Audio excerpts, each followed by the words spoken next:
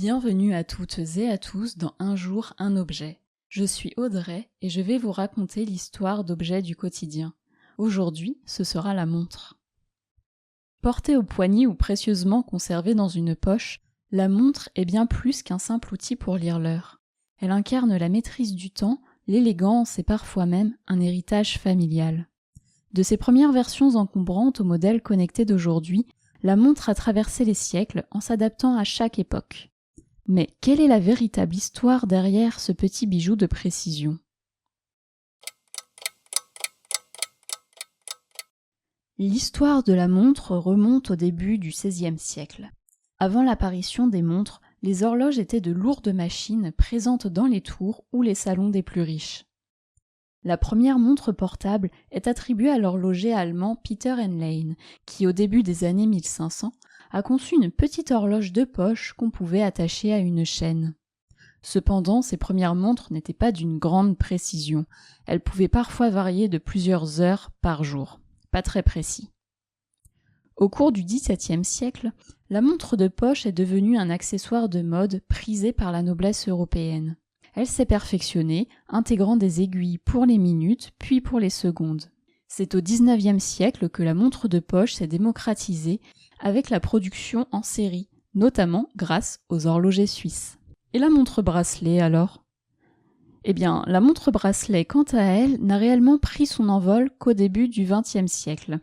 Avant cela, elle était principalement considérée comme un accessoire féminin, mais la Première Guerre mondiale a radicalement changé les choses. Les soldats trouvaient plus pratique de consulter l'heure au poignet plutôt que de sortir une montre de leur poche, et la montre bracelet est ainsi devenue populaire chez les hommes. Avec l'avènement du quartz dans les années 1970, les montres sont devenues encore plus précises et abordables. Aujourd'hui, nous sommes à l'ère des montres connectées, capables de donner bien plus que l'heure. Elles mesurent nos pas, surveillent notre santé et reçoivent même nos appels et nos messages.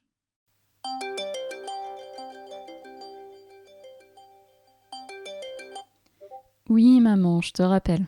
Bon, revenons-en à nos aiguilles pour que je vous fasse part de quelques anecdotes insolites. Anecdote numéro 1, l'exploit de la montre Omega sur la Lune. La montre Omega Speedmaster est entrée dans l'histoire en 1969 lorsqu'elle a été la première montre portée sur la Lune par l'astronaute Buzz Aldrin lors de la mission Apollo 11. Cette montre, conçue pour résister à des conditions extrêmes, est aujourd'hui un symbole de précision et de conquête spatiale. Anecdote numéro 2, la montre la plus chère du monde. En 2019, la montre la plus chère jamais vendue est une Patek Philippe, adjugée pour plus de 31 millions de dollars lors d'une vente aux enchères. Ce modèle unique a été créé spécialement pour l'événement de charité Only Watch et sa complexité avec ses 20 complications horlogères en fait une véritable œuvre d'art. Anecdote numéro 3, les montres et la survie.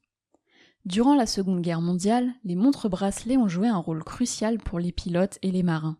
Les montres chronographes permettaient de calculer les positions géographiques ou encore de chronométrer des manœuvres précises.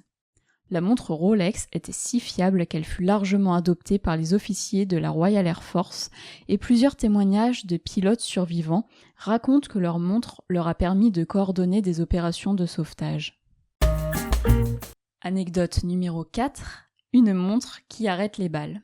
En 2014, un soldat britannique déployé en Afghanistan a été sauvé par sa montre bracelet.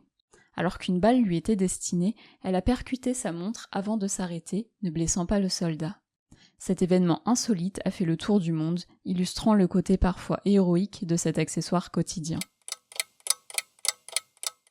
Si la montre est devenue un symbole de style et de technologie, elle reste un objet intemporel. Les innovations comme les montres connectées continuent de transformer cet objet en véritable assistant personnel. Mais pour les puristes, les montres mécaniques, avec leur héritage et leur savoir-faire, garderont toujours une place de choix dans nos cœurs et à nos poignets. Merci de votre écoute et on se retrouve très bientôt dans un nouveau podcast Un jour, un objet.